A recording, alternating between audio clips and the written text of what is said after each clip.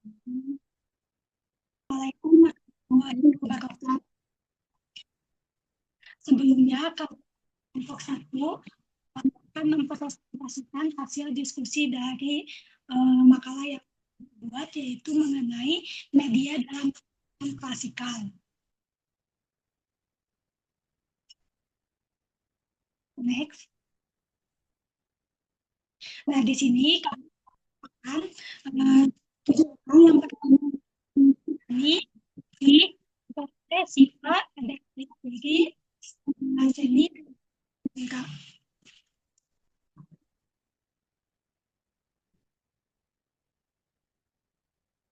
Pembahasan yang akan disampaikan saat ini yaitu mengenai 5 poin. Yang pertama ada apa pengertian media dalam layanan bimbingan klasikal. Yang kedua ada apa tujuan dan manfaat dari pelaksanaan bimbingan klasikal. Yang ketiga ada tahap pelaksanaan bimbingan klasikal. Yang keempat ada macam-macam media yang dapat digunakan dalam layanan bimbingan klasikal. Yang kelima yaitu ada implikasi. Next. Baik, yang pertama yaitu ada pengertian media dalam bimbingan klasikal. Nah, layanan bimbingan klasikal ini merupakan bentuk layanan bimbingan dan konseling yang diberikan secara langsung kepada seluruh siswa dalam satu kelas melalui pertemuan dan koaktif. Nah, layanan bimbingan klasikal ini juga dilakukannya secara terstruktur, di mana bimbingan klasikal ini fungsi untuk memberikan bantuan kepada seluruh siswa dalam satu kelas, di mana siswa bukan hanya siswa yang memiliki masalah saja, tetapi untuk dan juga mencegahkan masalah akademik kepada siswa lainnya. Nah, dalam melaksanakan bimbingan klasikal ini juga program yang akan dilakukan itu yang diberikan kepada peserta sudah disusun dan dibuat dengan baik dan rapi, siap untuk dilaksanakan dengan baik. Nah, di sini ya, dalam konteks bimbingan klasikal ini merupakan yang digunakan konselor untuk menyampaikan materi layanan secara lebih efektif, menarik, dan nah, biasanya ketika melakukan bimbingan klasikal ini, konselor itu menyampaikan materinya dengan metode ceramah. Namun, ketika ada menggunakan media, itu lebih efektif dan lebih mudah dipahami oleh siswa. Nah, menurut media ini berfungsi sebagai penghubung dalam komunikasi edukatif yang dapat menarik dan merangsang minat belajar siswa.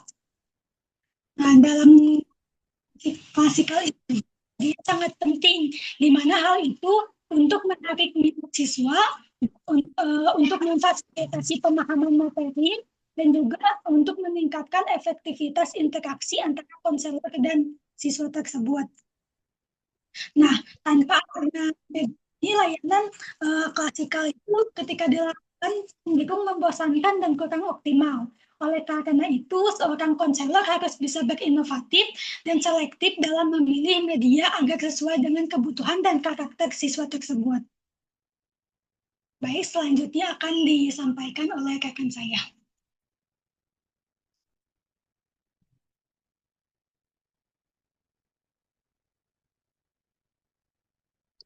Oke, baik. Selanjutnya ada tujuan bimbingan klasikal. Nah, menurut Atirah dan Sandi, layanan bimbingan klasikal ini tuh bertujuan untuk membantu siswa dalam mengembangkan potensi dirinya melalui kegiatan yang dilakukan secara struktur di dalam kelasnya. Nah, tujuan ini juga dirumuskan agar siswa itu sejalan dengan kegiatan pembelajaran dan kehidupannya sehari-hari.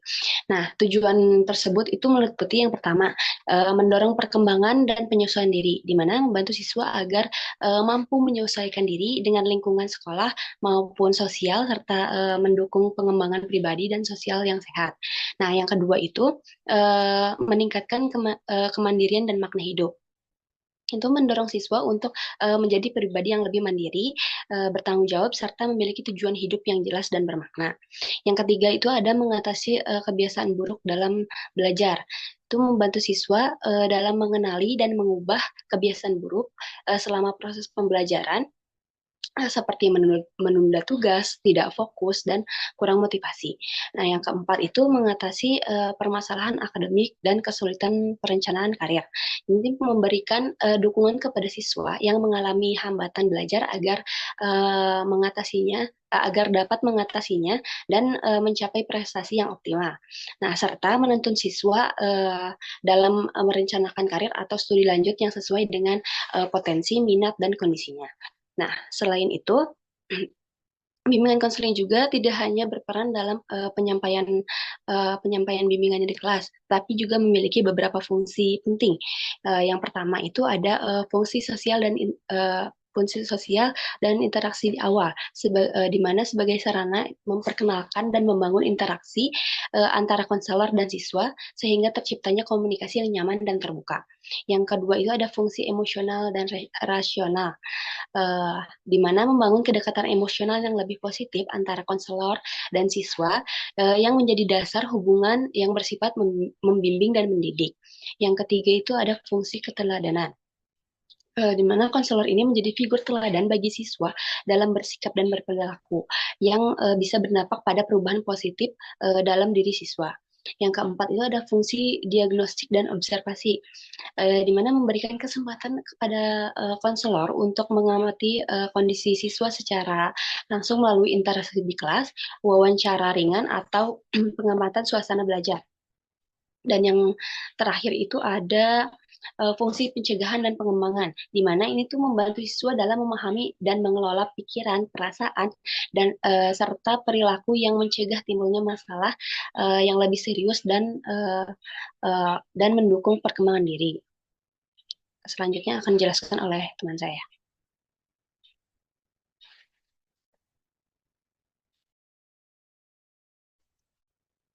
Baik, selanjutnya ada mengenai manfaat dari bimbingan klasikal. Nah, manfaat bimbingan klasikal ini ada beberapa aspek. Yang pertama itu mengenai bermanfaat untuk aspek pribadi. Nah, dalam hal ini bimbingan klasikal ini bermanfaat untuk meningkatkan pemahaman diri, harga diri, dan konsep diri positif dari seorang individu. Juga bermanfaat untuk mengembangkan kecerdasan emosional dan kerjasama serta empati dan resolusi konflik. Nah, yang kedua itu mengenai manfaat dalam aspek sosial. Nah, dalam aspek sosial ini, bimbingan klasikal bermanfaat untuk meningkatkan keterampilan komunikasi, kerjasama, empati, dan resolusi konflik. Nah, yang ketiga itu manfaat bagi aspek belajar. Nah, dalam hal ini, bimbingan klasikal ini mempunyai manfaat untuk memotivasi belajar siswa, mengembangkan strategi belajar siswa yang efektif, dan meningkatkan disiplin belajar. Kemudian, manfaat dalam aspek karir itu yaitu untuk membantu perencanaan karir, memahami pilihan profesi, dan membangun kesiapan kerja. Nah, yang terakhir itu ada manfaat bagi efisiensi terhadap layanan bimbingan konseling. Nah, bimbingan klasikal ini mempunyai manfaat yaitu untuk menjangkau banyak siswa, kemudian mengidentifikasi siswa mana yang membutuhkan layanan lanjutan, serta mengurangi stigma terhadap konseling individual. Nah, untuk selanjutnya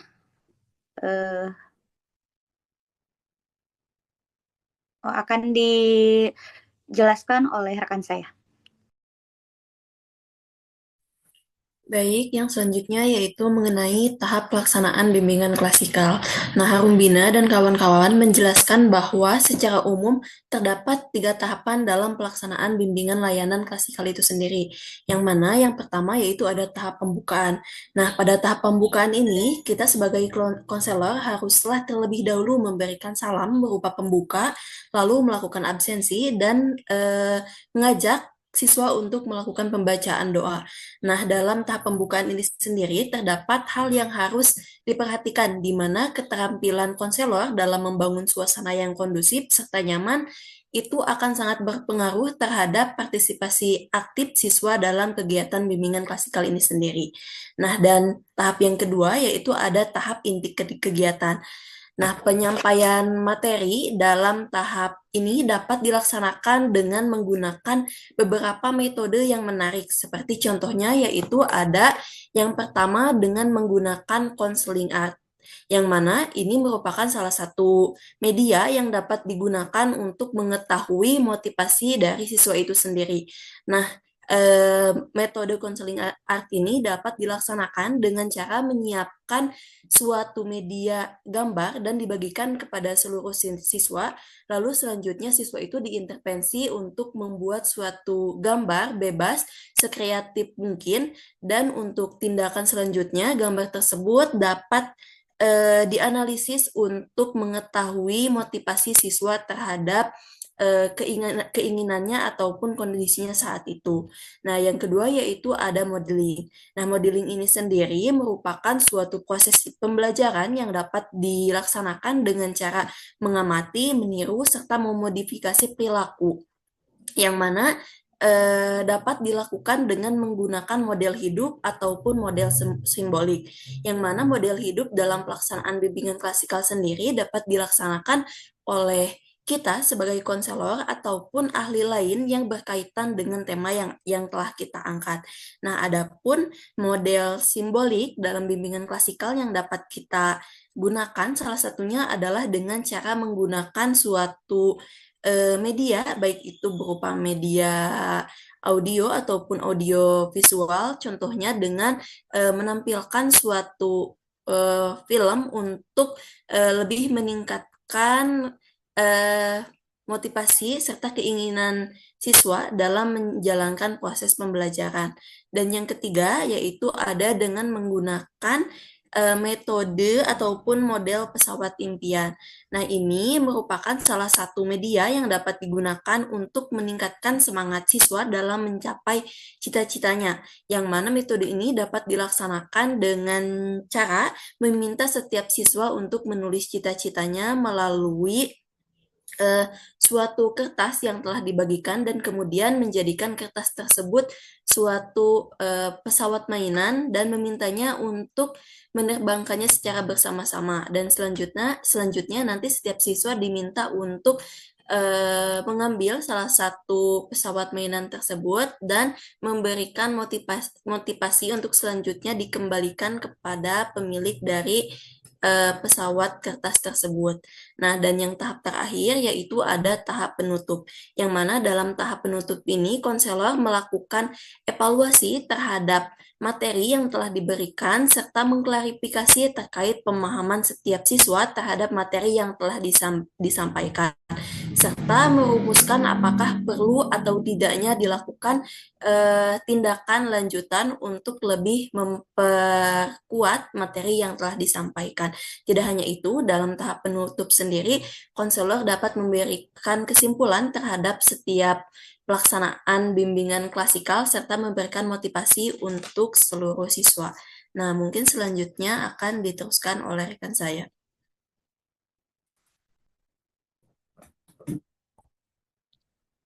Baik, selanjutnya yaitu ada macam-macam media BK dalam layanan klasikal. Nah, macam-macam media BK yaitu ada 3 media. Yang pertama yaitu ada media visual. Media visual merupakan jenis media yang mengandalkan indera penglihatan dari peserta didik.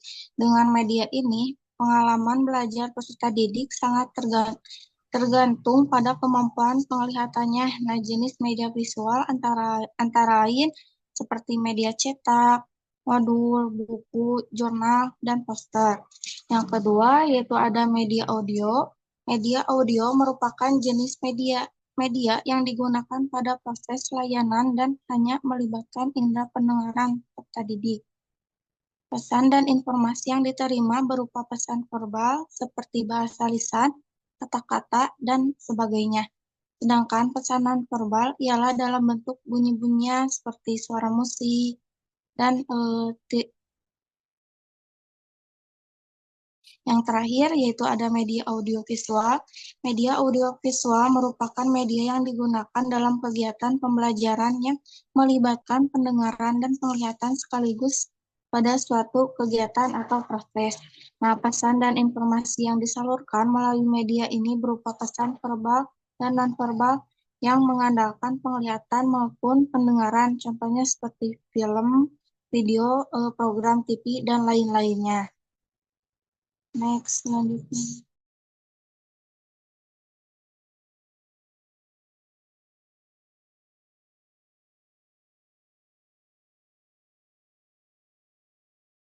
dari media dan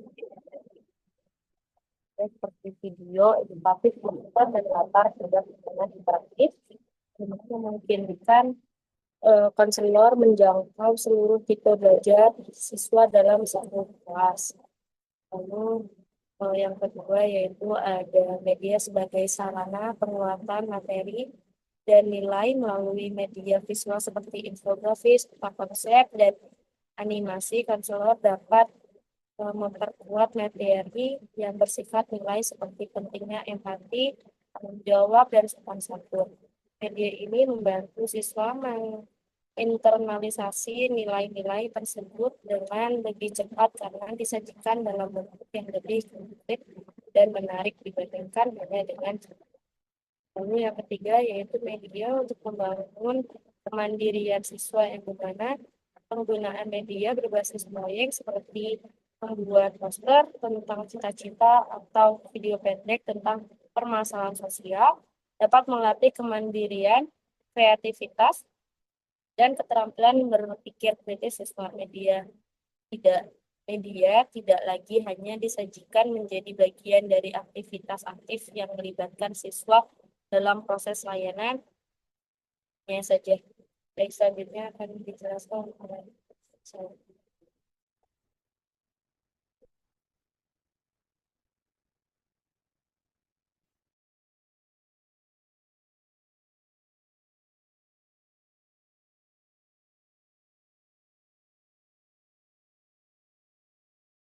Yang keempat yaitu meningkatkan motivasi dan partisipasi yang dimana media interaktif seperti kuis, digital, video inspiratif, atau teknik permainan seperti pesawat impian mampu menciptakan suasana kelas yang lebih hidup dan menyenangkan. Hal ini membuat siswa lebih antusias dan terbuka dalam mengikuti layanan.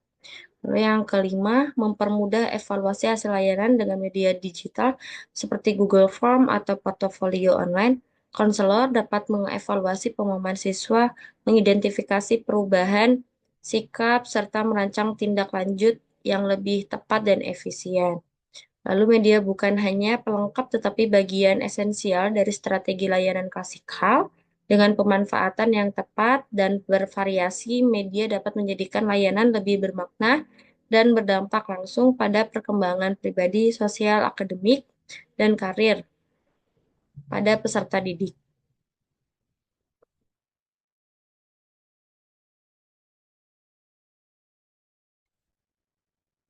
Baik, selanjutnya di sini ada contoh penerapan media dalam layanan klasikal BK. Yang pertama itu ada dalam bidang pribadi. Media yang dapat digunakan itu contohnya itu seperti poster motivasi diri atau juga video pendek yang membahas pentingnya membangun rasa percaya diri. Nah, konselor dapat menayangkan video mengenai rasa percaya diri tersebut ketika di kelas, kemudian meminta siswa membuat poster yang berisi afirmasi positif tentang diri mereka sendiri untuk menumbuhkan keyakinan dan juga penghargaan terhadap potensi diri. Lalu yang kedua ada bidang sosial. Nah, media yang dapat digunakan itu seperti bermain peran atau role playing. Nah, dan juga bisa dengan menayangkan audio visual mengenai etika berinteraksi yang dapat dimanfaatkan. Nah, setelah menonton video mengenai pentingnya toleransi dalam pergaulan, siswa dapat diajak bermain sebuah drama pendek yang menggambarkan bagaimana menghargai perbedaan antar teman sehingga keterampilan sosial dari mereka itu terasah secara nyata. Lalu yang ketiga ada bidang belajar.